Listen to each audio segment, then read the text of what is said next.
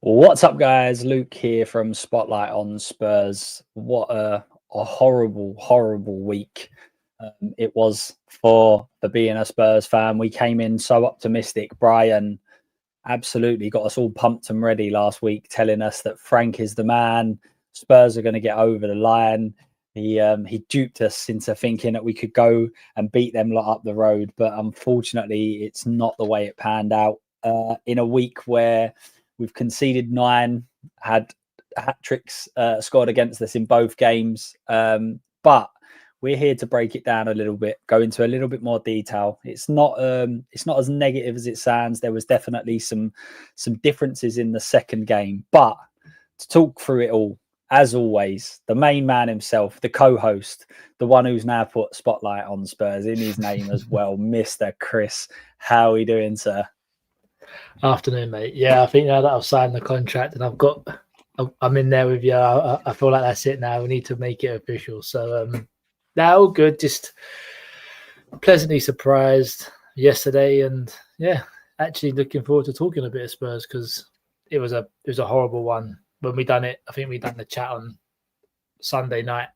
We had a podcast that was painful. So I'm sitting there with two Arsenal fans. Yeah, sitting there with two Arsenal fans was not good, was it? And if I remember rightly, I think this is where you actually took on the mantle. This is the trio that we had a stream, and I just cut out, and you two just had to run with it, and Chris had to take over. So hopefully that doesn't happen today. Technical difficulties and all that. I'm just before Biggs, shut up, get out of here, you dirty Arsenal fan. All right, JJ.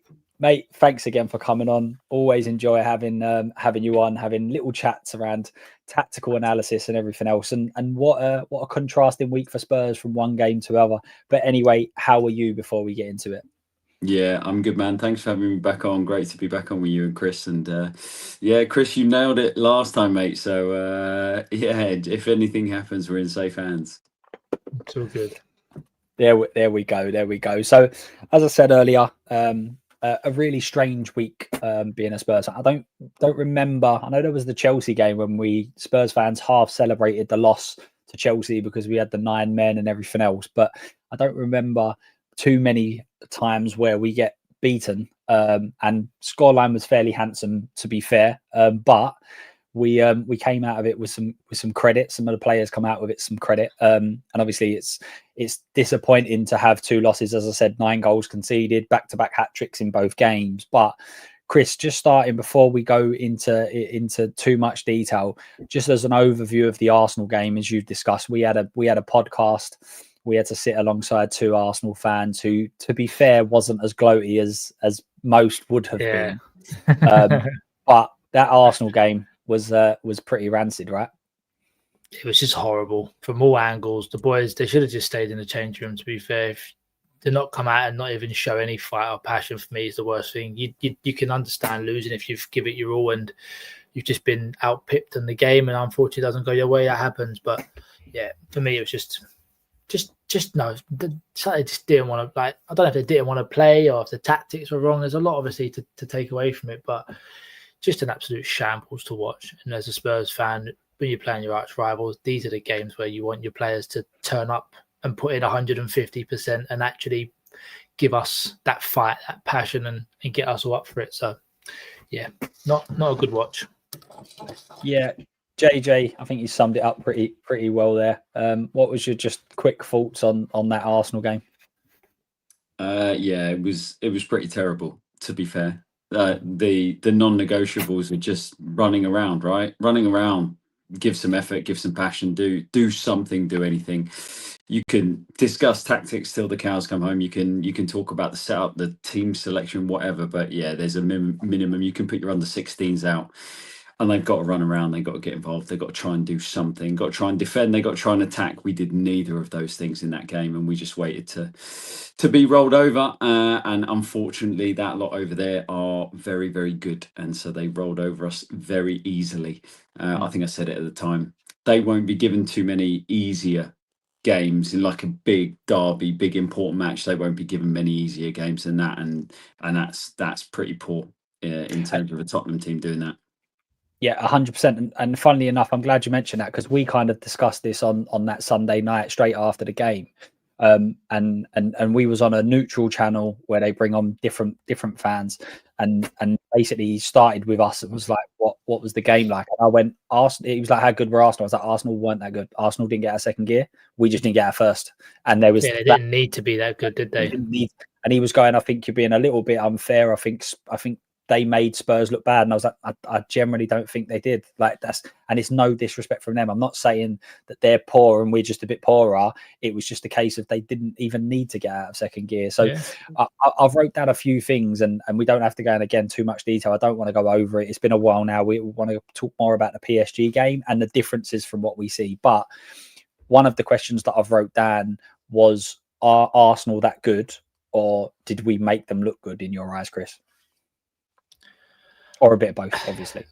Yeah, I think it is a bit of both. But I mean, even last night, I mean, they played a very good Bayern Munich team, and from what I've seen, you mean Arsenal? Right, sorry. Them, sorry, them. They played a very good Bayern Munich team and won comfortably there. So I think it proves that I think they're levels above us at the minute. To be fair, we're obviously in different stages of how the club's going and directions and stuff. But yeah, I think if we had actually have given, I feel like if we would have actually given them a game, they probably could have gone up a few more gears, as you mentioned. And we were just flat, just very, very flat. As you say, it's no disrespect. We're not saying that they're poor, but I think this just a bit of both, really. We need to have that.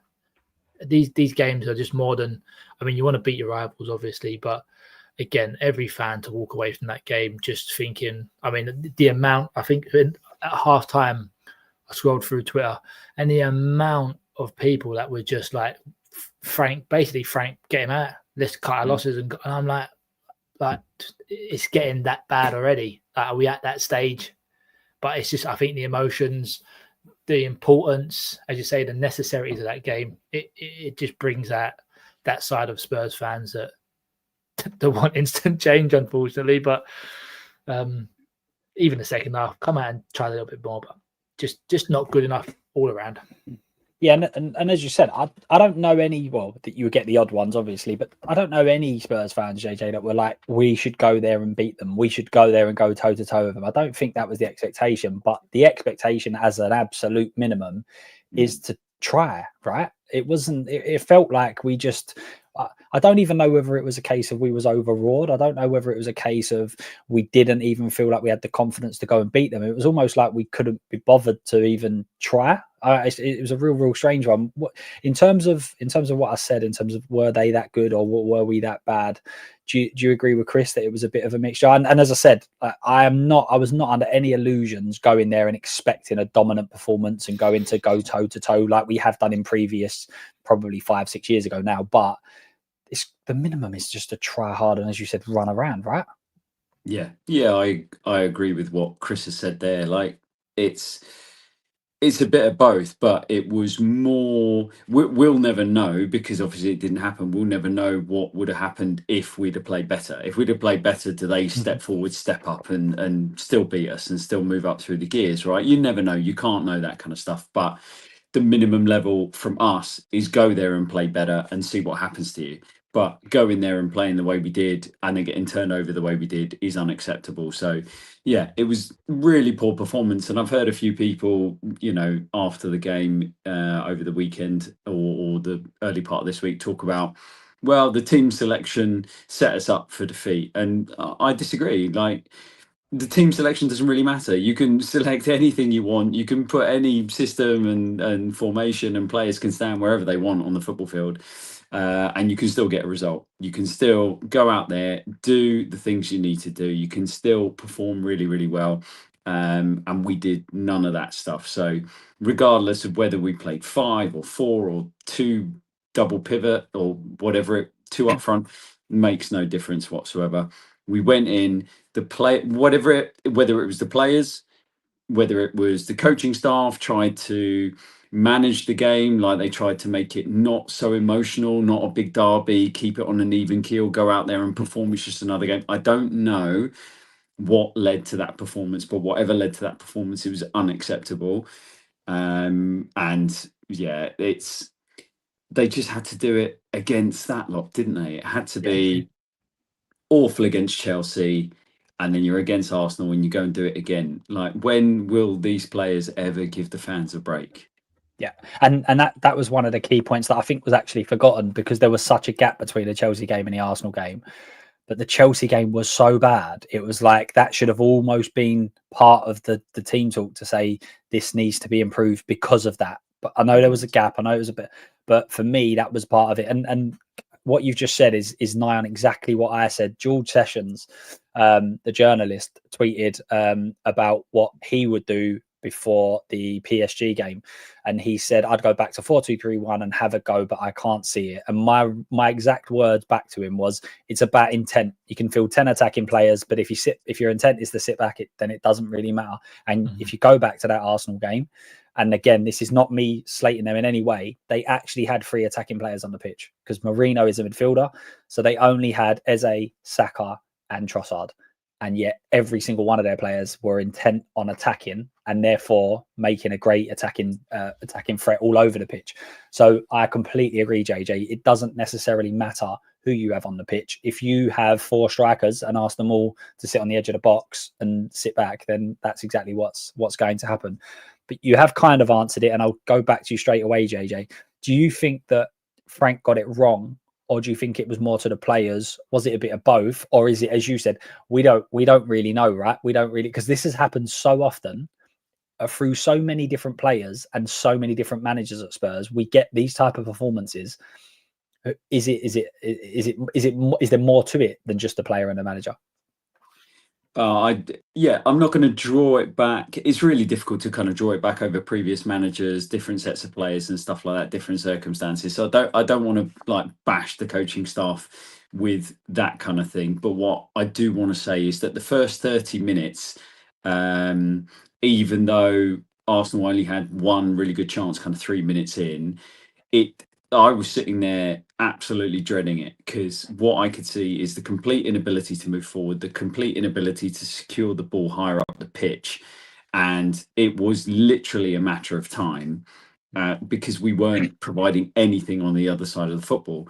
And so I was looking at it and I was thinking, this is not going to go well. This is not going to end well. And whether it's the players, whether it's coaching staff, whether it's the way they were set out, we were never in that game. Even though we had a big long period where it didn't look like they were battering us, it didn't look like they were going to score loads of goals.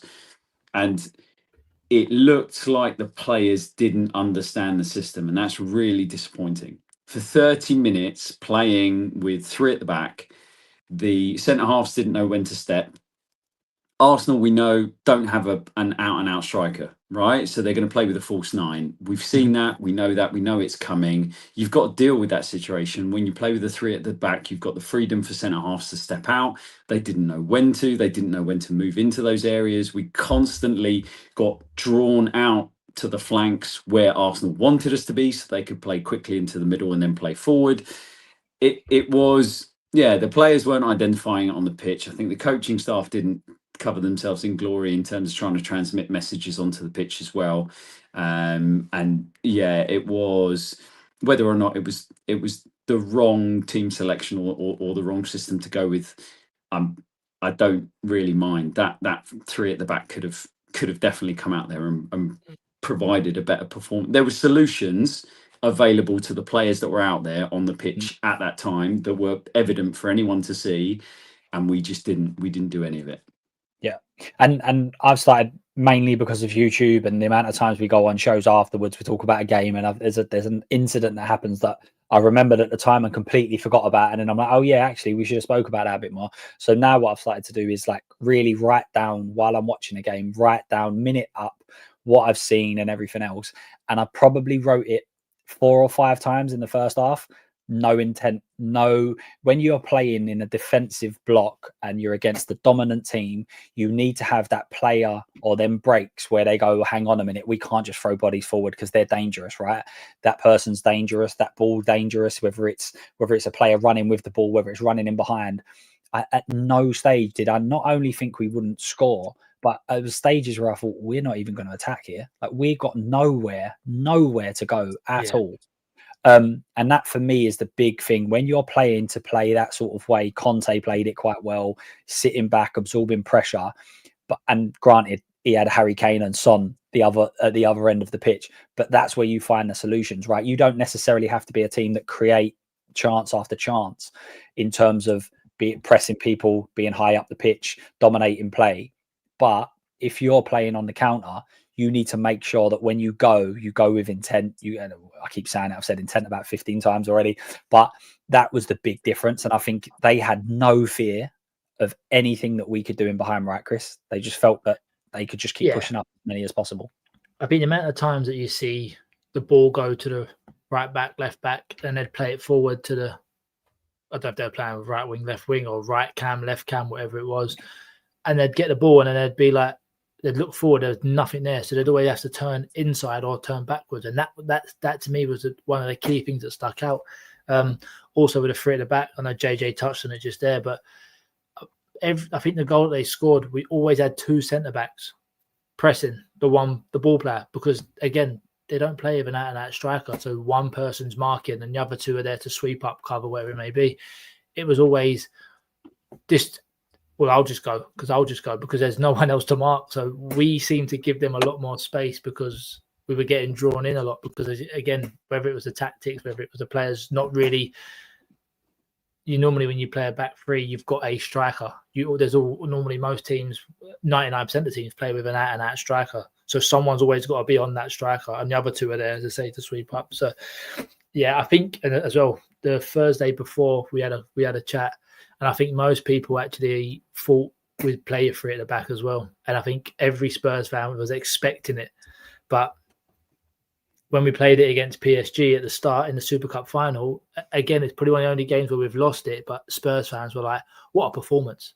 We lost it, but what a performance. And that's where you see glimpses of us going, if we do go to three at the back, it's not a bad three at the back. We're not going defensive. We are, because I mean, you had Pap Sarr was always there. He was on the toes. He was nicking the ball here and there. There was energy. There was intent doing that. And that's, I mean, I know it's a Super Cup final to do it in and you want to perform in them. But then to do that same formation against your arch rivals in a game where everyone knows you've got to be up for this. This is the big one. To do that and to do it how we done it, it was just. I think people now probably don't want to see us go back into that back three because they expect that to be again. If we've done it against Arsenal, we're going to do it again and again and again. So I don't think it will happen this weekend because I think Romero's suspended. If I'm right, he's got his 5th yellow card, so he's suspended. So I imagine it'll be a back four this weekend, but I don't see many other games now where we would go back to the back three. And I'm so glad you brought that up, Chris. Spurs fans were going crazy saying that the back five was the way to go. And that actually, when you look at this squad, there's many players in this squad, not just from a defensive standpoint, but there are so many players that fit the five at the back. Porro is as a wing back. That's what he is. He's a wing back, whether he plays there or not. Udogie is obviously also someone who plays quite further up the pitch. You've got 3 centre halves. Danzo obviously is also the throw-in merchant that we like to see. So there's so many different, and as you said, so many fans were saying this is what we should be doing. We should be doing the PSG performance. And then he makes that team selection. And then at the end of the game, which is when fans are absolutely brilliant at deciding what should and shouldn't happen, at the end of the game, it was decided that was the wrong thing, despite most people saying that they probably would have selected that before the game kicked off, right?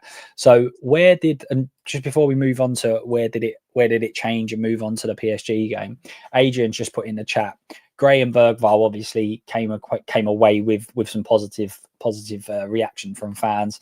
If they keep giving us legs in midfield, does that mean that we don't sign Palhinha? Chris, I'll go to you to start off with that. What do you think?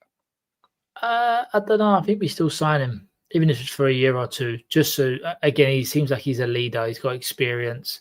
So just having him around the club, bringing him on, if Archie Gray is going to step in and play that position, because I think Archie Gray is a very similar player to him, but he can actually get the ball and take it forward and go forward. He's not scared to make that pass forward. He's not scared to move with it. Whereas I think Palhinha is more, he doesn't really make many passes forward from what I've seen. So, and obviously Archie Gray hasn't got the experience of having someone next to him like that to sort of take over that role. For me, would be an ideal one, but never know. They might look at it and I don't know what he's is he 30 or 31, Palhinha? They might turn around and say 31. They might turn around and say we don't want to sign him because of his age, or his wage demands might be too much for us. But me personally, for the money that's there, I'd sign him. Yeah, JJ, what are your thoughts on that? Palhinha signing him or leaving him, not signing him because of the... I mean, again, this is the problem with Spurs fans, is that we've had one game for Archie Gray performing well or having a couple of cameos last season. Everyone's saying he's nowhere near good enough. So what do you think with Palhinha? If Bergvall and Gray carry on the trajectory they've been on this season, would you be signing Palhinha? Yeah, even if Bergvall and Gray were fantastic, like between now and the end of the season, even if they're fantastic, you still sign Palhinha. You sign him for depth, you sign him for cover, you sign him for experience. He's clearly a leader. He's stepped up. He's been scoring goals. He's one of our top scorers. Him and Mickey van der Ven, right? He scores goals. He's a defensive midfielder that can't shoot, and he scores goals. You sign him because he's a profile that we don't have, and so far, the major difference is that Archie Gray is looking like a number 8. He's not looking like a number 6. He doesn't play like a number 6. He hasn't played for Thomas Frank like a number 6. Whether that's because he hasn't got the physical capabilities or he's not yet got the experience to play that position, he's not showing that side of the game. What he is showing is he's showing good engine, good technique, getting forward, and we'll talk about the PSG game. So he's playing more like a number 8. So yeah, if we want him to evolve and the coaching staff see him as eventually settling into a number 6, you still need someone to learn from. You still need someone to rotate out. Yeah, you sign him. Yeah, completely agree. I think he's an absolute no-brainer unless there is an absolute superstar that we go and sign, which I don't think is going to happen. He is definitely not. I am surprised at how much he's been utilized. I was expecting him to come in and probably play more in the bigger games, but the amount that him and Bentancur have played together has surprised me. I expected to see one of them, but maybe both of them in the huge games. I don't think it's. I think some of the criticism, which we love a scapegoat. I'm sure every fan base has this. We love to have a scapegoat. As you said, he's one of our top scorers. I think defensively, he's been very good for us in many games, and he's received a lot of criticism. But a lot of this is down to where the club want to go, right? If you want a ball playing midfielder, then you don't sign Palhinha, but that's not what we wanted. We wanted someone who could be a bit more defensive. But again, it comes back to who you partner this player with. And I think that's our biggest problem across this squad, is that we've got very good players, or some very good players that fit a particular system and particular role, but that then doesn't back up the player that's next to them. And Spence, I think, is the prime example. Spence at left back, he gives you so much positivity, but also he reduces your width by quite a distance. And we don't have a wide left winger, which means all of our play becomes infield, which is not what Frank wants. Frank wants to dominate from the wing. So we've got so many contrasting players. And I think Palhinha is another one. Palhinha, to bring in and do your job and what you want him to do, is absolutely brilliant. But you need to partner him with someone who might be able to progress the ball well, might be able to run with the ball well. You don't want to put someone in there who's going to have similar difficulties. So I think it's really interesting. But for me, as the guys have said, Palhinha, Adrian, I would be signing him. I'm interested to know what you think, mate. Moving on now, we are going to move on to slightly better times, even if it being a big defeat as well. But moving on to the PSG game, what was different for you, Chris, in those games, other than obviously the scoreline and it being in a competition? But you was talking earlier about the Super Cup and it being a G up, right? Players wanting to the Arsenal game for me is, it should just near enough as big, because on the basis that Arsenal are absolutely flying, Spurs are against their rivals on their home patch. You go there and win. That should be breeding the sort of energy that you would want, right? But did we see that? Do you think that? Do you think it was the Champions League, the theme, the playing against the European champions, the team that beat us in the Super Cup? Do you think that was the difference in what kind of got the players up, or do you just think that it was like we can't have what happened last time? I think probably the outburst from the Arsenal game hopefully gave the players a kick up the backside to go out and actually, right, we need to turn this around now. We haven't got time. We can't have another couple of games like that. It's a bad performance. We need to go out there and show and prove to ourselves, first of all, that we can play.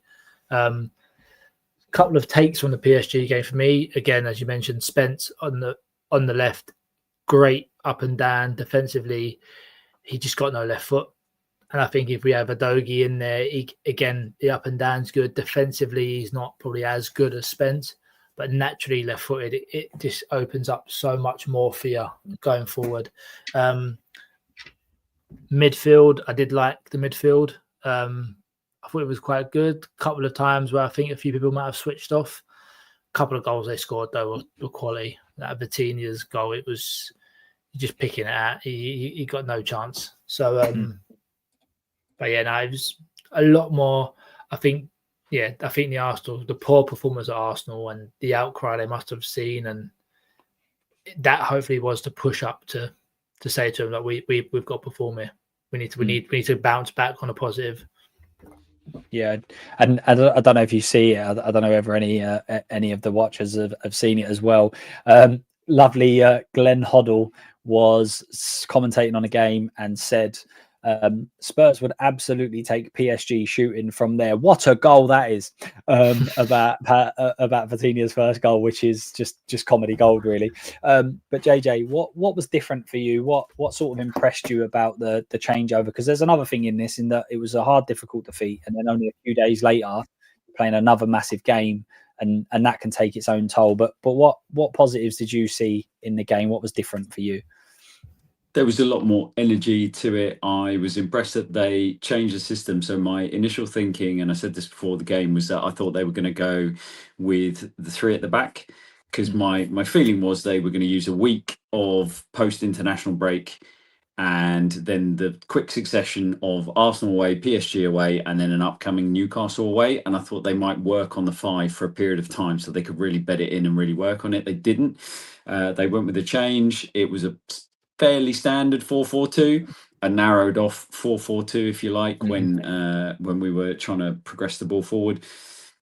It was, just the commitment and the running power and the midfielders committing to moving forward when we were trying to take the ball forward. It wasn't just trying to knock it up the pitch and secure it and then get players around it. It was, we are going to pass the ball through the lines, we're going to carry, and then we're going to get players in advance. We're going to have deep line runners, but we're also going to have players putting in the effort to get round and get over. And that's where the first goal came from us, which was a really nicely worked goal.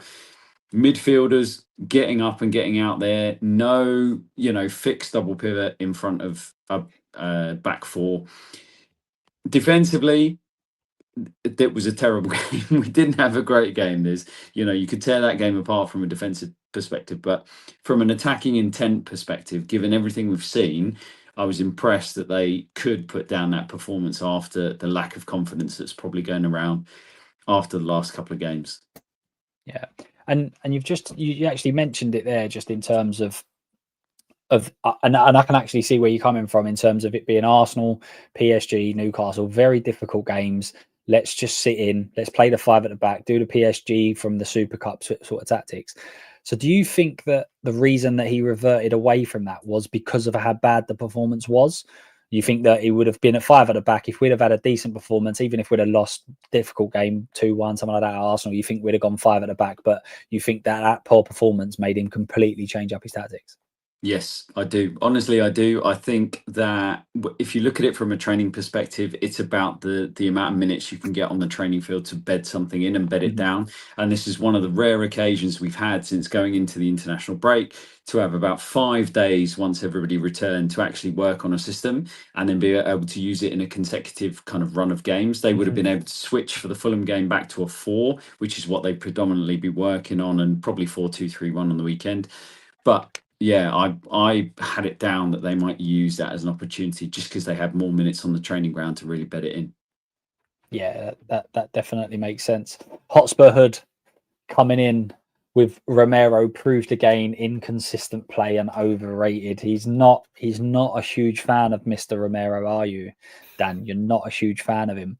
And it kind of leads into the next thing. So I don't know whether anyone's seen it, but Romero obviously gave away, you could argue, a few goals in the game. I think the one where he gave it to Sarr and Sarr lost it. It wasn't the greatest ball, but Sarr was calling for it. Sarr did want it, and Romero played it. Whether he should or shouldn't have is a completely different matter. But after the game, there was a very quick clap at the halfway line and a run straight down the tunnel.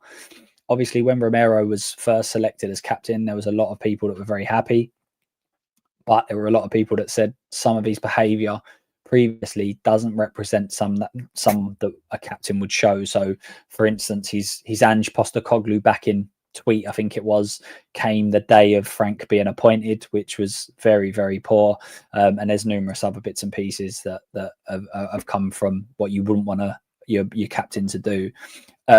Do you agree with that point, Chris? Do you think Romero is overrated? And that doesn't necessarily mean that you think he's terrible. Let's just be clear here. People are saying that he is world class or he's at that level. You could just think he's good, which would mean that he's still overrated. What are your thoughts on Romero? I think you could probably say that for a lot of players in the Spurs team about being inconsistent and overrated at the minute. And that was the thing last season. The squad that we had wasn't a 17th place squad, but we finished there, and that's what it was. We all know that they can play better. We all know they can perform better. There's no doubt that Romero is a great player. I don't know whether he just loses concentration sometimes, or if he's just not bothered, if the motivation's gone, or what. But yeah, I don't think he is a good player, but I don't think I wouldn't be shouting to. I think being captain, he's shown maybe at the start of the season. I thought there was less fouls. He was less sort of like diving in. He seemed to be the peacemaker. He wasn't getting involved in all the argy-bargy stuff. He was sort of trying to calm it all down and pushing players away and keeping it all calm. And I think maybe going against his personality is not what we need. And we've seen it a few players over the years where they become captain, they get told to sort of calm it down, and the passion is like, calm yourself down a bit, and then they lose slightly a bit of everything because they've got to then be drawn back in and rein it in a bit. So yeah, I would agree with that to a certain point, but I don't think he's a bad player. I think he's a very, very good centre back. Yeah, JJ, what are your thoughts on Romero? And I think this point by Adrian is very, very key. Romero is our best defender by a country mile. I think at times he is when he's at his best. I think he's definitely up there. Yeah. But his ball progression when he's not in the side I find it, especially when we don't have that ball playing midfielder that can get the ball and move it around. His ball progression is very, very good for a centre half. So what are your thoughts on Romero as a whole, JJ? He's a very emotional player. And for me, games like the PSG one, where you see him all of a sudden trying to hair up the pitch, he's chasing after players, he's getting into situations that you don't necessarily want him to get into. What he's trying to, in my opinion only, he's trying to force the issue. He's trying to create something. He's trying to make something happen. He's not a stand and shout and scream at people captain. He is a lead by action individual, and I think that's what he's trying to do. He doesn't always get it right, but when you see him herring off up the pitch, like against Copenhagen, he gets up the pitch and he gets himself an assist. That is him leading by example. That's him making something happen. Whereas when you see him in a game like the PSG game, and this is a much better team, and he's just that fraction off it, and he's not really feeling it. It's one of those things that if you've ever played football, you know the red mist. You know that moment where you're no longer thinking rationally. You're like, yeah, whatever happens here. Like, I'm going for that challenge. I'm going in for that ball, but I'm not really thinking about it. Like, whatever. If I get the ball, great. If I don't get the ball, who cares? Romero's very much like that. Sometimes he will go off and he's trying to spark something. He's trying to do something, and I might be giving him too much credit, but this is what I believe. And sometimes it doesn't work for us. When you see him super dialed in, when you see him really, really like it really matters, and he's really focused and he's really dialed in, he is elite. He is top kind of bracket defenders in the Premier League and in Europe. But he's definitely got it. He's not. I don't think he's overrated, to the comment that came in, because the potential and the ceiling and what he's achieved and what he can do is so high, and totally agree with the ball progression. But yes, he is inconsistent and he's emotional, and sometimes he doesn't put his best self out there. Yeah, and everyone that's played football knows of the player in the team that's like that as well. You just like, he's gone. He's absolutely gone. But something needs to change here. And I do agree. I think Romero is. I think he's, in terms of his tackles, the fouls, the red cards, he's definitely dulled that down. I think it happens. It happens less. However, it definitely still happens, and I don't know whether that's something that you are going to train out of him. And Chris, I completely agree as well. I think that with certain players, if you take that out of their game, then you just lose so much of them. I think Dele Alli was part of that. I think he just lost the aggression that he had, the kind of that mentality where he was at the bottom and he was trying to work his way to the top, and then you just take away a bit of that aggression. I think to some degree, I think even Rooney and a little bit as well almost had that, where he started to become the captain and started to kind of dull down the kind of aggression.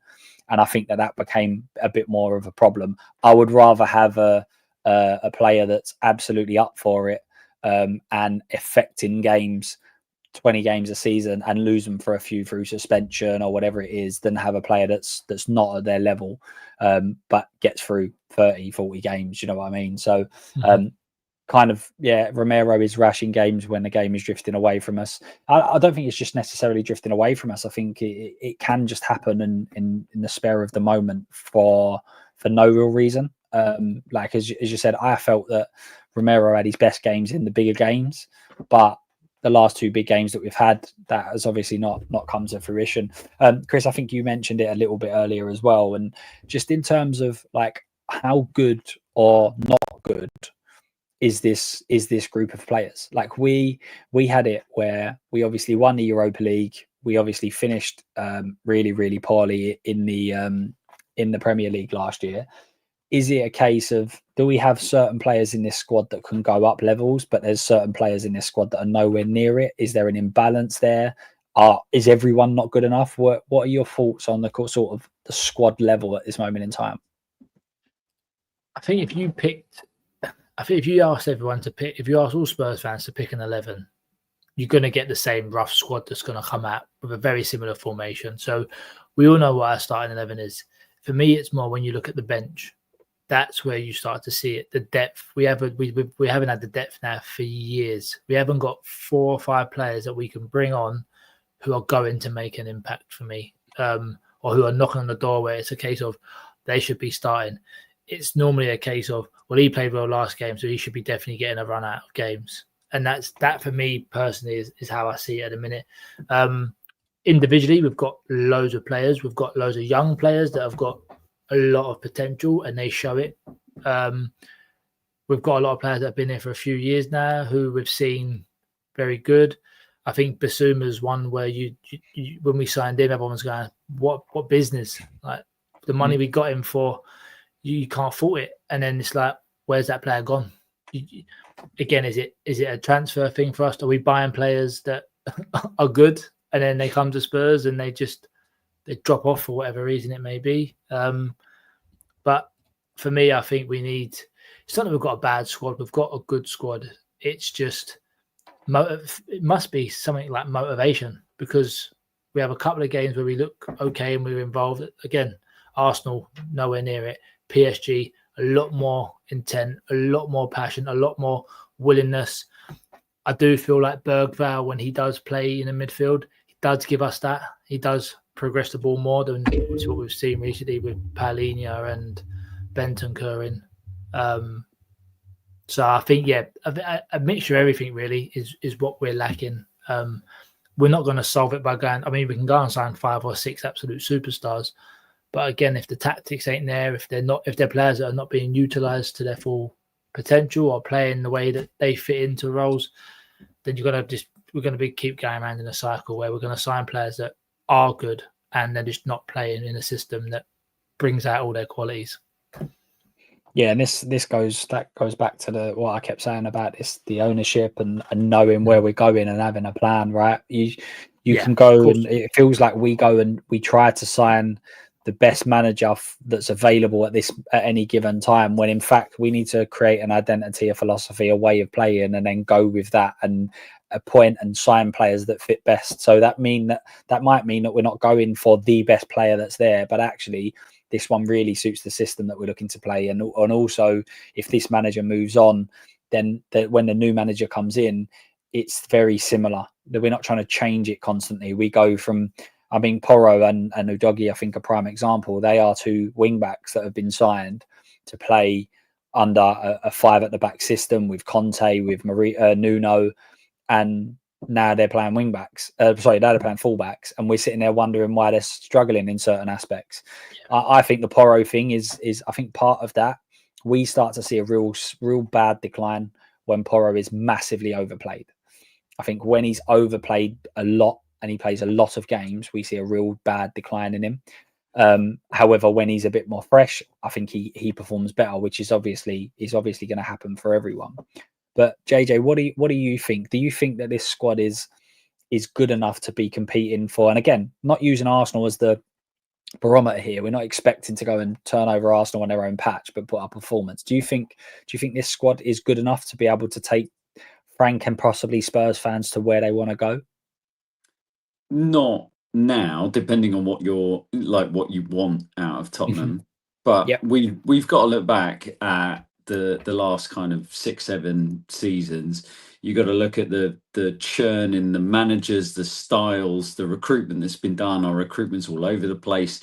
We never sign in the top tier. We always look for deals. We look for bargains. And your point about identity is spot on. Our identity has changed, obviously, because the profile of managers and the systems and the ways that they play has changed so significantly. We're going from one thing to another. We've not had any consistency. I'm not saying we would have won loads of stuff, but we could have had a rather boring 6 or 7 seasons, but with a very consistent ethos of the way that Tottenham Hotspur play football. And I think we all understand that to be Tottenham is an attacking team. It's a team where fans want to see some decent football. We are not used to winning. We're not used to like lifting all the trophies, right? But we are used to having players we get excited about, and we are used to playing a certain way, and that's, you know, a bit more dynamic, a bit more front foot, a bit more fun, and that's what we really want to see. We've not seen that. We've been very lucky. We've had a few players that can do special things on the football pitch, and then we had a little period under Pochettino where we were quite dominant, quite a strong team, but we never got over the line. But we've yo-yoed all over the place. Our recruitment is always in arrears. We're always seemingly recruiting, like we bring someone in, but then the recruitment for that person happens too late in their tenure. And it's not right. This person is the person coming in, and these are all the players that we're buying for that person. It's this person comes in, and then in a future transfer window, we start bringing players in for them. We've been all over the place, and when you put all that context in, then you can't expect this Tottenham squad and this group of players to be competing at the top level with Man City, with their financial resources and how long they've now been doing it, with Liverpool and what they spent, even though they're on free fall right now, and certainly with this Arsenal team that has been that absolute model of consistency. Back the manager and just incrementally set up his squad, set up his team, set up his squad, and then we need a couple of really big important positions, pay the money required to get them in. And then all of a sudden it's like, well, we didn't quite get over the line. Let's now sign 2 elite, the 2 best or up there top 5 players in every position. And now we're ready to compete on all fronts. We've absolutely not done that in the last 5 or 6 years. So our squad is better than what's being put out on the pitch right now, 100%. I have no doubt about that. But yeah, I'm not expecting us to be smashing and like really competing with other top 4 clubs. Yeah, completely agree. And Adrian's come in. Van der Ven has grown in stature, moved up to a different level, shown he can defend well without solely relying on pace. And I actually said I'd done some previews before the season started with different people on the channel. And one of the things that I wasn't sure about and was keen to see was how he adapted, because I feel like every single one of his characteristics that are positive we utilised to their absolute maximum last year, i.e. pace, power, ball being played over the top, him running onto it, that sort of stuff, or running, depending on how you look at it. And I was wondering whether how we would be able to develop in terms of having sort of nimble little forward players trying to run at him and him trying to move and trying to be able to switch from one foot to another and that sort of stuff. And I feel like he's definitely surprised me. I think Van der Ven, if he carries on progressing, could end up being a very, very good player.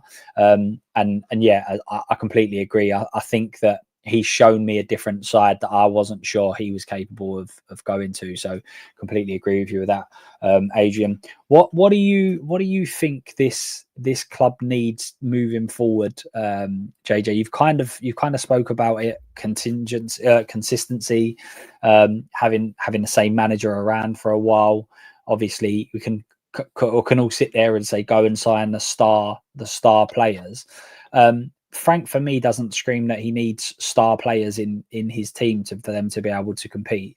But what do you think? Where would you see us going forward? Do you think that a lot of fans before the season started said we was a left winger and a striker short? Sorry. Do you think that's where we need to go? Do you think it's more about being patient? Where do you think we need to do to kind of step forward as a club?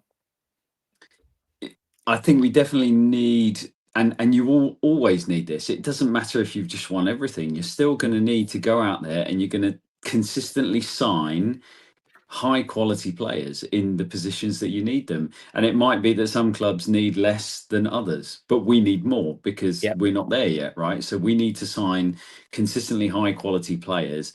I think I had this discussion recently about Semenyo and Njai at Everton, and both of them appear to have release clauses in their contracts. Both of them may or may not be available in January, and it was like, oh, which one would you sign? Both, right? Both.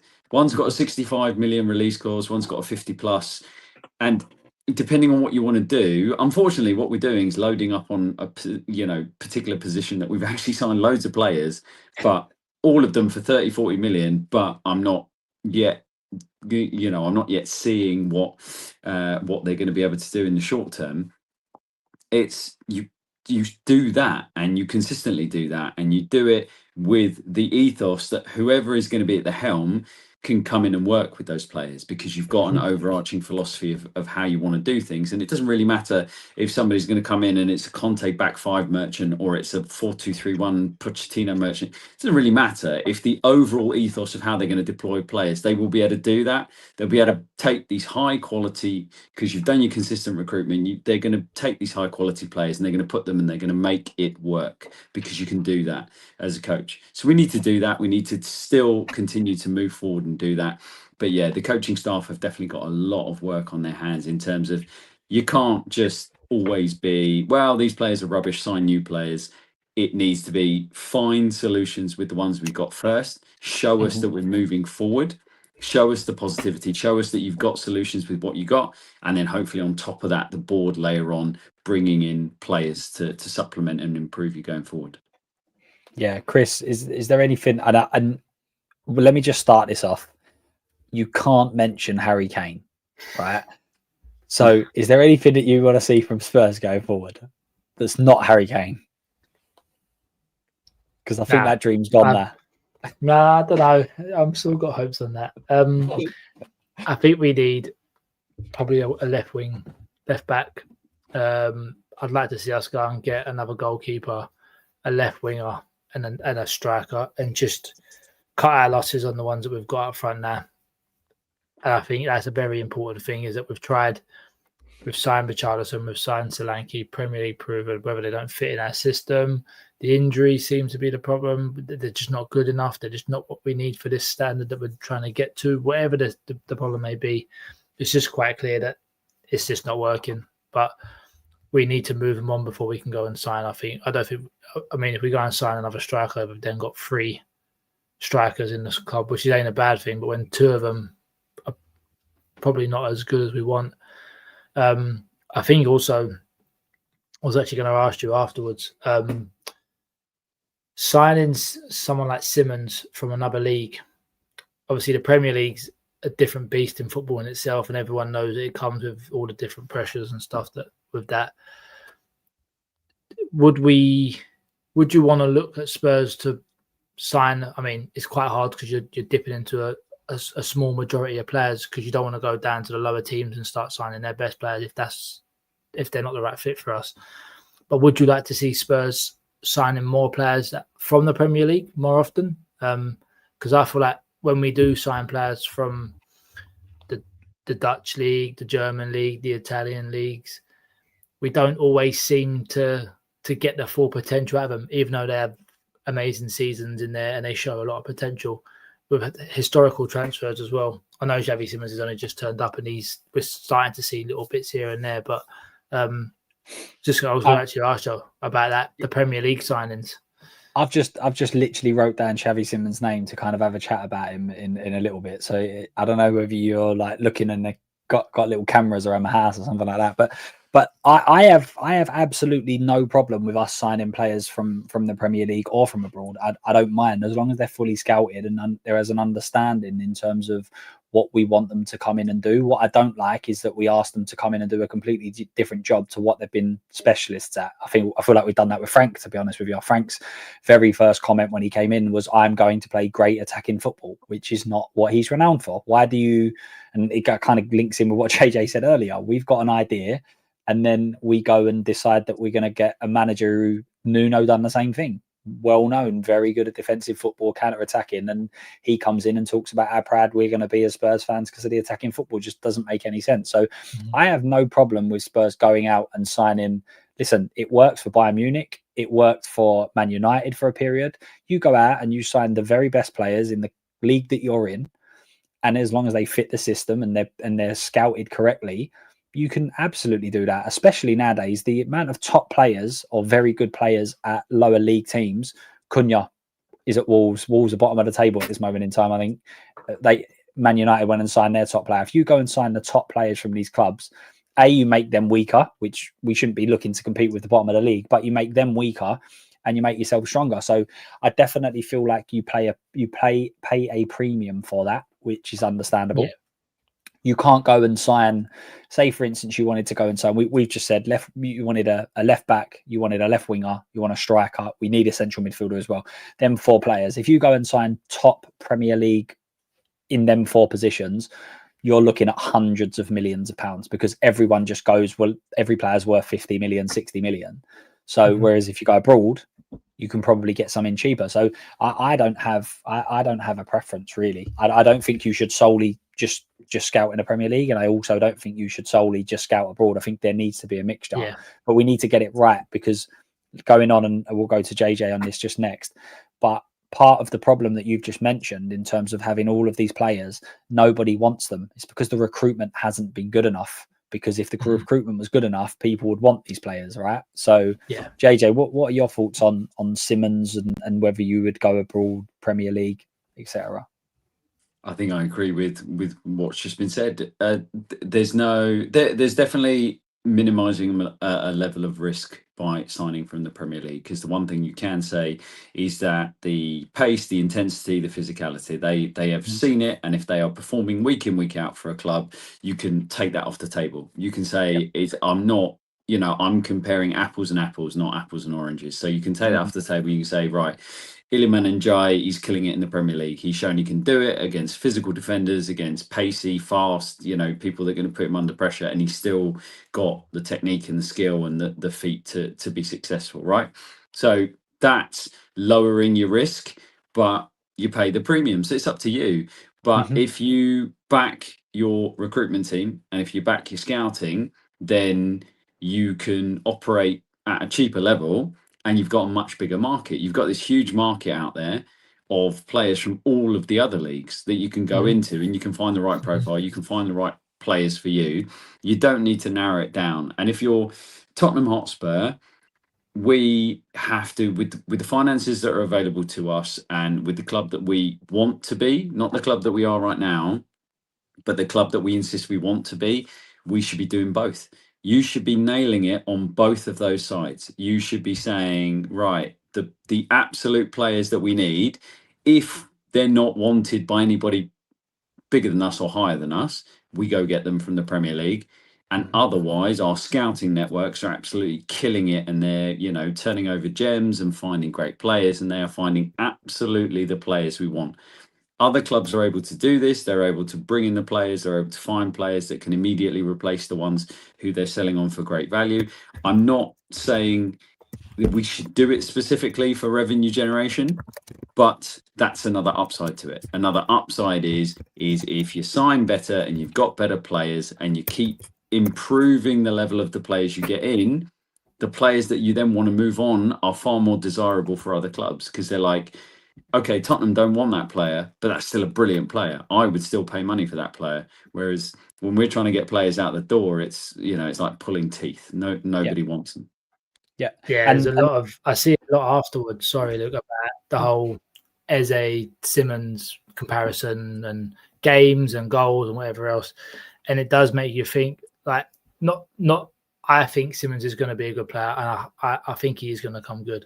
But it does make you wonder, not if we sign Eze, obviously, but if we was to have signed a player to fit where Simmons is going to play from the Premier League, would it give us a bit of a better dynamic? Would that have changed? I don't even know who we would have gone for in that position if we, after missing out on Eze, we obviously went and got Simmons, which, I mean, the whole fan base was absolutely delighted about. We were all happy here. It's just my thing about, you look at previous signings from the Premier League, we've spent big money on them and they've not been good enough. It's obviously a recruitment thing, but do you then just turn around and go, right, okay, we're going to just focus on signing players from the Premier League with the odd one or two from abroad? Or, as you say, is it still worth having a mix of players from abroad and the Premier League?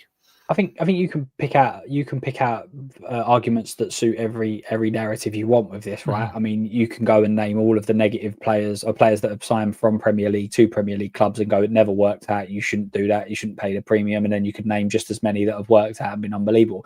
There is, with every single transfer, no matter what the player is, there is a hint of risk, right? And depending on what the situation is, that risk either is huge, small, and obviously every club tries to reduce the risk. It could just be that they don't settle. It could be something as basic as don't settle in the area. That could be as basic as that, to it could be that they don't like the food, they don't like the area, they don't like the players, they don't like the manager. There's so many different things. And we mentioned it earlier, and JJ mentioned it, Semenyo and NJ. Now, if we went and signed them right now, the Spurs fans will be absolutely delighted with that.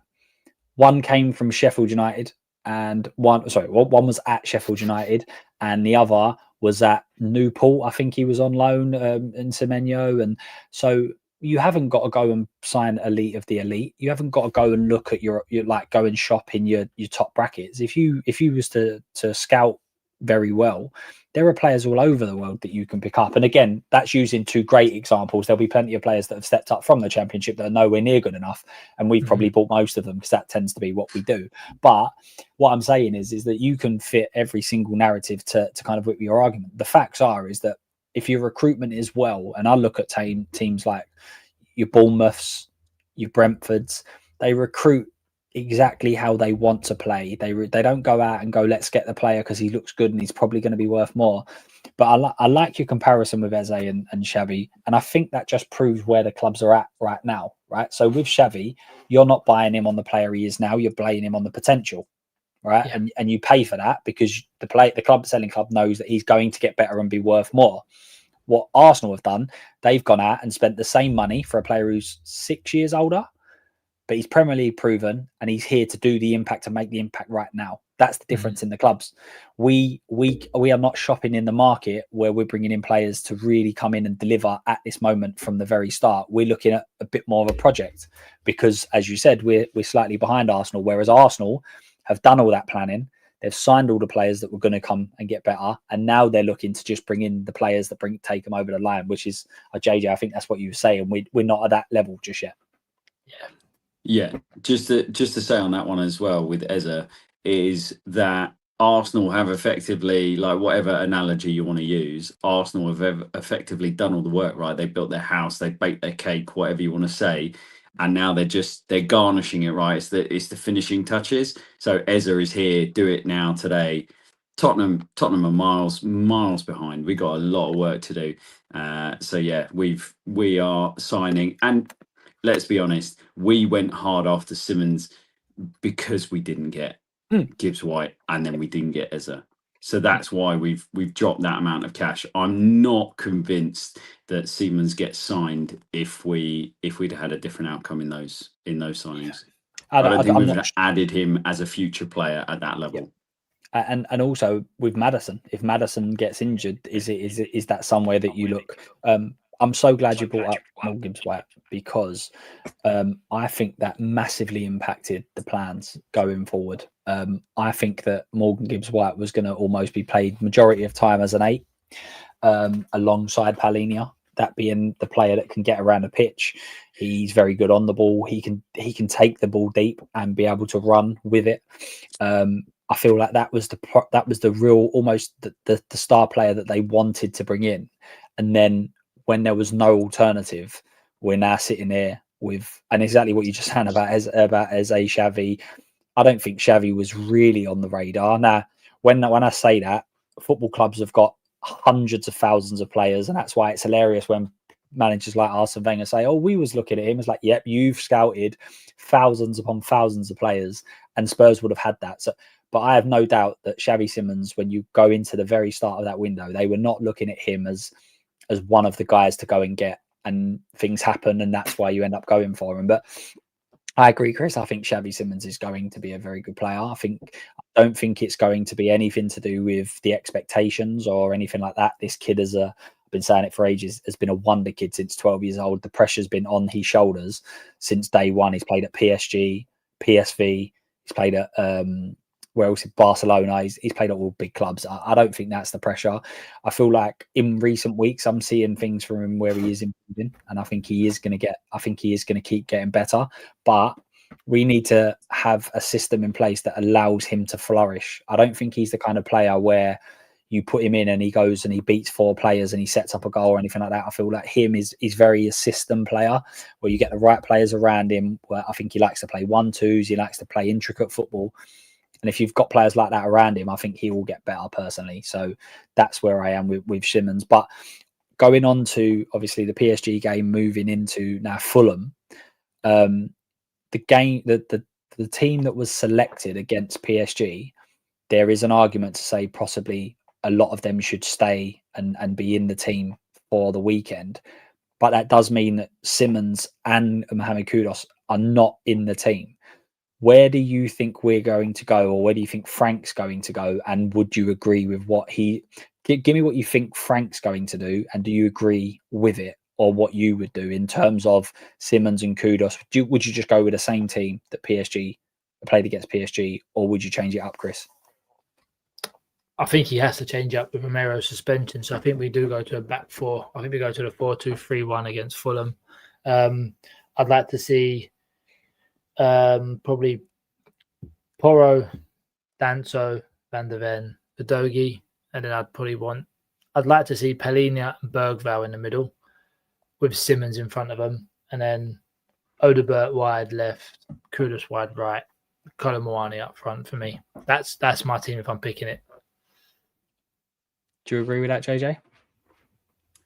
I mean, from what little I've seen of Fulham, and I haven't looked into them in depth, I think we match up almost identically. I think Marco Silva traditionally plays a 4-2-3-1, right? Or he plays a 4-3-3, a version of it. So yep. Yeah, I could definitely see. I agree with Chris. I think we go back to the 4-2-3-1. The change at centre half is a fairly straightforward one. Maybe you'd argue is Thomas Frank's hand being forced slightly by the really poor attacking performances? Like, do we have to put more attacking players out there? Is he brave enough to do it? Are the players showing that they've got the confidence to do it? So, for example, do you go with Udogie over Spence in the left-back position? Looking at Fulham's threats and where they progress the ball, I'd argue that Udogie is more than capable of defending that left-hand side. Porro starting, having not started the PSG game. Does Kudus come in on the right-hand side? I've been really disappointed with him. I'd be interested to hear what other people think. I've been really disappointed with him. I know he had a knock and he was out and then he came back. He looks a little bit sulky and a little bit disinterested to me. And I don't know whether that's because he was benched and hasn't been a starter in every game. But yeah, it's an interesting one for me because Fulham play a version of a 4-3-3 or 4-2-3-1. I think we go with that. But I would definitely be perfectly okay with a younger profile in that midfield zone, that midfield area. If you don't need to go with Palhinha Bentancur as the double pivot. You don't need to have Papsar as your 10. You can go more attacking than that. You can play Siemens. You can play, Berival or Archie Gray on the side of one of the pivots. And try and progress the ball down the middle and have more running power, more third man runs and more running from deep. Yeah, I definitely think that one of them two has to start. I feel like if one of them don't start, then it's like, so sometimes football's a lot more than just the simple players on the pitch. Sometimes it's about the kind of message that you send out. And I feel like if neither of them are on the pitch, it just feels to me like it's a message to the fans that we're happy to sit back, we're happy to wait and see how the game progresses. Whereas if Simmons and Kudus, or whether one of them at least, you kind of like, we're going to try and go and win the game. We're going to try and dominate. We're going to try and create chances. And that's exactly what I think we need to do.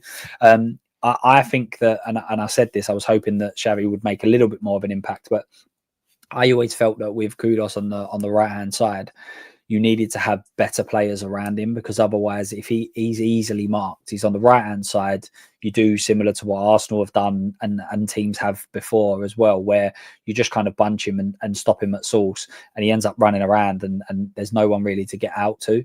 And I feel like that's part of what we're seeing. I feel like he's getting frustrated as well as what you're saying. I think it's a frustration that we ain't been able to give him a platform to be able to go and do what he does best. Now, there's several different reasons for that. Injuries are a big part of it. Players being out of form, the intent, as we've said.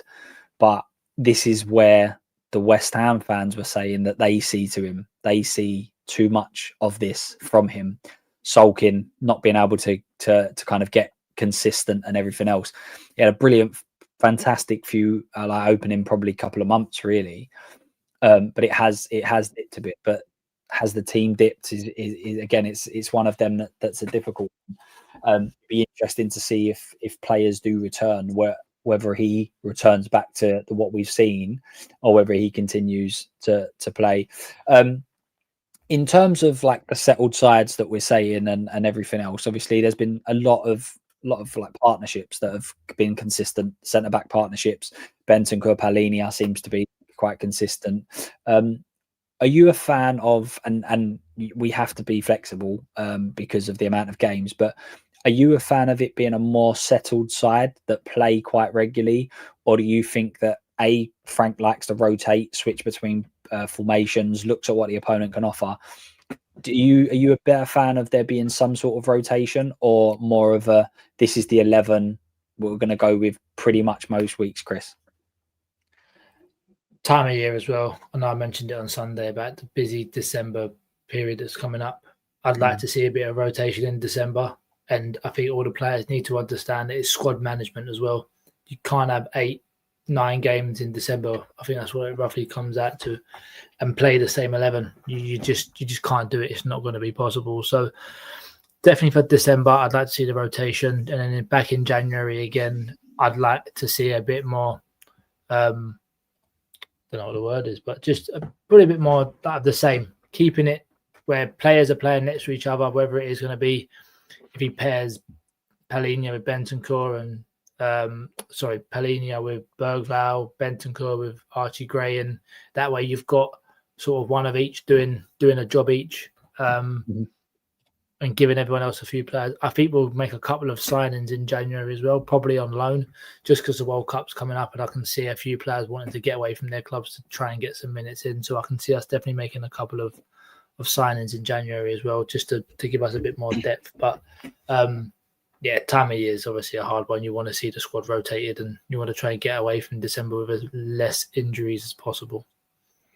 Yeah, I think there's arguments on both sides for sure. I mean, some players need to get into a run of games to be able to be able to get to their peak. And obviously, you've got a lot of new players, Xavi, Kudos as well, Palinia.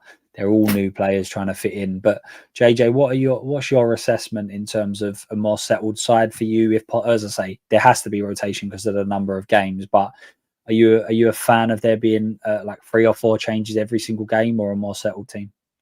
Yeah, I think Chris is spot on with the fixture congestion and what's coming up over this period. I think for me, the coaching staff haven't settled on a system that works for them, and the only thing that we've seen with any consistency is that 4-2-3-1, and it hasn't really played out in a way that I think anybody is particularly happy with. So we often are changing things, like we'll have a bad performance and then we'll change things up and we'll do something different.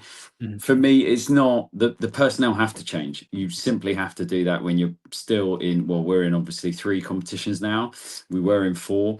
When you've got that many games, 3 games a week, you've got to rotate. But what I want to see is a bit of consistency with the systems or the things that are being asked to do. And that doesn't mean just your tactical setup where players are standing, but what are the patterns? What are we trying to achieve? How are we trying to impose ourselves on the opposition? What do we do when we have the ball? How are we doing it? And then what you can do is you can start to filter players into, these are my 2 or 3 players that play in these positions when we play like this. These are my 2 or 3 that play in this. These are my 2 or 3 that go here. And then you start to build that consistency that when you do have those rotations, you do change those players around, they come in and they do an effective job. They're asked to do similar things and they do it with their own skill set, but they do a similar job for the team. I think the coaching staff are still scratching their heads a little bit as to what's going to work best. And I think we're still changing things a bit too often, and it makes us unsettled. It doesn't lead to any kind of consistency. So no issue whatsoever with changing the individuals who are inside the system, but I definitely would like to see a bit more of an understanding of what it is we're trying to do. Yeah, completely agree. Big up, we are Spurs TV. We are Tottenham TV. Moani scored 2 nice goals. I want to see him play like that more often. I think that he has definitely brought something different. I know he's only just got the couple of goals against PSG, but I feel like when he plays, he's definitely bringing something different. Now, that could just be something of a bit of confidence. It could just be that he believes this is the level he should be at. I feel like Richarlison is always affected by his confidence. It's like he scores a couple of goals, he seems to be okay, but it can dip really quickly. But I think that Moani is, if we was picking the best 11 and not considering what other games are coming up and everything else, I definitely feel like Moani is the guy that should be starting. And Adrian, I completely agree. I've been saying this a while now, that we shouldn't just be looking at best 11s. There's more to that now. We need other players that need to come in, and this is where I think Spurs fans are harsh on a lot of our squad. I feel like a lot of our squad are very good players that are rotational coming off the bench. They're probably not players you want to be starting week in, week out, but Brennan Johnson's the one I'll keep going back to. I think most clubs will be very happy with a Brennan Johnson coming off the bench. Not saying the absolute elite of the elite, which is where we are currently not, but there's not many teams that would have Brennan Johnson as the backup striker who's able to pick up, what was it, nearly 20 goals last year. There's not many of them around. And I also think that Brennan Johnson's improved in some of the performances I've seen from him. He's been beating men, he's been attacking fullbacks, and I haven't seen that as often last year. I probably didn't see it much at all last year, to be honest with you. In terms of where we go from here, JJ, from a tactical point of view, because obviously that is very much your forte, and it's great having you on to give you sort of insights into it. What do you think we need to see going forward, and not just in the short term, in the longer term? Do you think that, as you said, we swap between formations? We're going to be playing some serious football teams. We're also going to be playing some teams that are going to come, for instance, to White Hart Lane and really sit in and just defend deep. So that might mean that we need different combinations in midfield, attack, etc. What do you want to see in the coming weeks? Because there has been, and I think it's unfair that there have been some calls from fans to say that Frank shouldn't be here and he should be looking to be moved on. What do you think he needs to kind of show in the probably next couple of months at least to say, this is a project, this is where we're going, this is what we're going to do? What would you like to see from him and the teams that he puts out? I think this is similar to what most fans want to see, is a bit more attacking intent and a bit more of an idea of what we're doing with the football and how we're getting out. We are far too reliant on a couple of, just a couple of ways of progressing the ball, playing down the flanks, trying to secure it down the right-hand side, chip it to Kudus, hold it up, chip it to Richarlison, hold it up. That's not the Tottenham team that we want to see. That's not how we want to see. Those are fine to have in your armoury, and they're fine as very basic starting points as you then look to build, but we're getting far enough into the season now that I think we should be seeing signs of life that are better than that and more intricate than that. We saw little sparks in the game against PSG where we had our midfielders getting ahead of the ball and running on and, coming in from deep. What we kind of have to do is we have to overlay what we want and we want to see with the manager that we've got, the coaching staff that we got, and what we hear them talking about and what they say. But what we've heard is Thomas Frank saying he wants to play attacking football. He puts great stock on, winning duels and being competitive and all of that kind of stuff. So, okay, that's what I want to see. Because we didn't see that against Arsenal. We didn't see that against Chelsea. There was no front foot defending. There was no front foot attacking, right? Yeah. So first and foremost, these are the things you said that you have as your framework. I want to see that first. Put that out there. Show me that. Show me that we're competitive. Show me that we can get in teams' faces and we can defend properly and we can high press mid and low block well, and we can do it well. We are conceding far too many goals. We are defensively, we've gone from being one of the best defensive teams in the league, potentially because we had an easy run of fixtures, to being really, really poor, conceding loads of goals, and being really quite soft down the middle of the pitch, despite how many players we play, defensive players we play in those zones. Yep. Improve all of that, and then show me that there's some intent. Show me there's some attacking patterns. Show me that you're going to move players about. You're going to give them the freedom to play. You're going to give them the freedom to play through the lines, to get ahead of the ball, take risks. Yes, you're going to give the ball away, because we have not got the finished article in all of the positions in our team that are trying to, move the ball forward. But show me that you can do that. And then the Thomas Frank special is adapt each and every time to the opponents that are coming, because that's the type of coach you are. You do that. You're not a, Postecoglou. We play our way and we don't care who turns up. So, okay, those are the things I want to see. I want to see your framework is actually happening.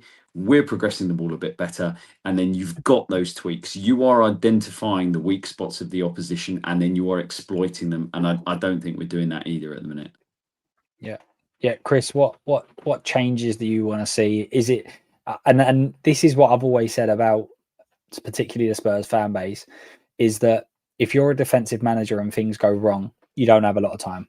If you're an attacking manager and things go wrong, there's still the intent. We still see that attacking, and then you don't get a free pass by any means, but you definitely get a little bit more leeway, because that's what Spurs fans, and obviously it's not going to be bad every single game. So the good games, people will be like, we were brilliant that game. Like, that's where we want to kind of get to. What changes do you want to see from Frank and the team? I want to see us turn our home stadium into a place where people dread to come again. That's the biggest thing. The atmosphere there is incredible. It's packed at every home game. And then all of a sudden, there's just, again, it's the intent. It's the just being able to want to win the game. It's like we're just settling at times. So that's the first thing. I think we need to make our home stadium a fortress. We need to turn that into a place where teams just think, oh, we're going there again. I don't want to play over there. And then I think just in every game in general, just the players just showing that they actually want to be on the pitch and they actually want to be playing the game. Even if we are playing slightly more defensive, just still seeing the runners, the aggression, the passion to want to go and try and win the ball back, to want to try and get the ball and then go with it. And then if we are playing sort of a counter-attack in one game when we are doing that, everyone's got to be on the same level. And if we do move up quickly, then we go. And I think that's probably where we've been lacking, playing the two centre midfielders that we have been. We don't have that extra runner going forward, and that's where we've been potentially getting sort of that lack of the midfield to attack. But for me, I just want to see us actually show that intent and passion, and that'd be a start first of all. And I think the results will just come with it once we get that as well, because if you want it more than the other team, you're going to go and get it. Yeah. Go back to basics, win your duels, win your one-on-one battles. That's it. And Frank is that, like, as you said earlier, JJ, under Postecoglou, that wasn't what it was about. It wasn't necessarily about that. Whereas Frank is very much 1v1. He the kind of old school Sunday league. That's your man. Win that battle. And if you do that, and the other 10 players on the team, or 9 players on the team, do that, then actually you're probably going to come out on top, right? And I feel like that's what that this is the sort of manager Frank is. Go back to basics, just restart again, find that foundation, because as you said, defensively we've been all over the shop. There's been so many chances that are being created, and granted, some of the best teams have created them, but it just feels like everything's been a bit too easy for me. We are going to wrap it up shortly, but obviously we have got to go to predictions. JJ, you're not a fan of predictions, are you? But we are going to have to ask the question, just because it's what the fans want to see, right? That's what they want to hear. But you can't be like Brian, get us all pumped up to tell us we're going to be dominant, we're going to be brilliant, we're going to win, and then it comes to that. So Chris, we'll start with you. Fulham game. This is not an easy game. I know we can be on a high of being at the Arsenal and the PSG level, and then kind of feel like we're dropping down to kind of play Fulham. But if you don't turn up against Fulham, I feel like we could easily get turned over. But what are your predictions? You've kind of already said your team, I think, but what would be your prediction for the game? If we play the way we played yesterday, then I would go over 2-1 win for Spurs. If not, it could be anything. It could be a 2-2, 3-2 to Fulham. It could be 3-1 to Fulham. It could go either way. But for me, hopefully 2-1 Spurs. Pick a goal scorer? Just one. I think Kolo Muani. And I'd like to see Simmons, if he does start and play, get an assist as well. I think for his confidence, to give him a bit of a boost. Yeah, get him on the sheet with a goal or an assist. JJ, are you going to give us a prediction? Are you going to give us the fans what they want? Are you going to do what Frank does and turn around and give us an attacking display? And apparently it's going to be 4-4 by Brett Wilkins. I mean, you guys know that I hate predictions because it's just a great way to look silly, especially as a Tottenham fan, right? It's a great way to look silly because whatever I say, Tottenham will go out and do the exact opposite of it. So if I say we're going to get battered by PSG, we'll go out and play really well. So it say that then. Say we're going to lose and get battered. There you go. We've clutched it. No. Listen, honestly, I don't think we can, because I think it's such an important game. And we've not had a great record against Fulham. They've been a bit of a bogey team for us recently. They've had an entire week sitting there prepping, great time on the training field to really prep for this game. So I think it'll be a challenging game. Like I said, we'll face up. I can definitely see if we do the basics right and we come to the game in the right frame, we can win it. We can win it. I don't think it'll be a big win, 1-0, like by one goal margin, win 1-0, 2-1. But I can also see Fulham scoring first. So if I absolutely have to, I will go with a 2-1 win. Fulham haven't won away this season. Well, listen, records are there to be broken. All right. And Spurs normally do the negative break, which is what seems to happen. I'm sure I'm not the only one that sits there and when a player's coming on the pitch who hasn't scored in 55,000 games comes on against us, I go, if I was a better man, stat to ever be told in a game of football, isn't it?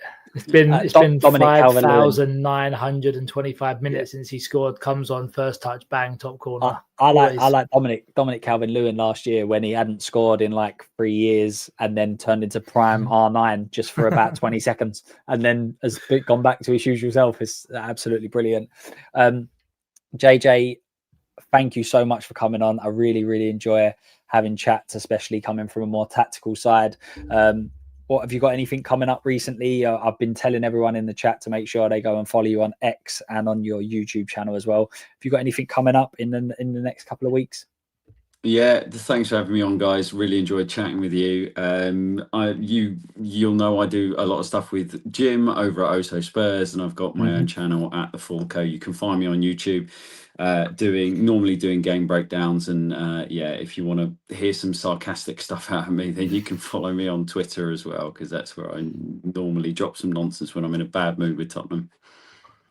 Unfortunately, that can happen very often, guys. Links are all in the chat, so you've got the X account and the YouTube as well. JJ, as I said, thank you so much for coming on. Brilliant having you on, and you will always be the guest that came on before the Europa League final, and we got over the line. I'm sure Ange listened to us. We said that we needed to get over the line. We needed to be hard working. We needed to kind of be a little bit more pragmatic and everything else. I'm sure he listened. I'm sure. So big shout out to Ange if you're watching still. Chris, where are you going to be? Because you was on other channels recently, and you're making your mark as the. That wasn't by choice. Let's be honest. Certainly not before the result. If we'd have known the result, none of us would have signed up. No. But, you wrote me into that one, and I joined. But nowhere else. Just here. I'm always on here if I'm needed. Just here on occasions, just here. I appreciate it, mate. Thank you very much for coming on. As always, thanks again for JJ. Make sure you're following the guys on X and JJ's YouTube as well. Follow Spurs as well. It's brilliant content. It's fantastic to watch what Jim does over there. And yeah, other than that, we are going to send you over to Elijah Too Much of E, who is not a Frank fan at all, and he's put Frank on fraud watch, and he called it very early as well, to be fair. And I've just checked the name of his stream, and it's Thomas Frank on fraud watch, so he's taken up to his name. Thank you very much for joining. Make sure you go over there, smash a like on his video. Elijah's a great guy in the Spurs community, doing very strange stuff as well. He does some very different stuff. He does gaming, he does Spurs, he does roasts, he does absolutely everything, Elijah. So big up to him. Go over there, smash a like on his video. Thanks again, guys, for the support and everything else. I really appreciate it. Big shout out to Chris and to JJ. And last thing, as always, come on, you Spurs. See you later.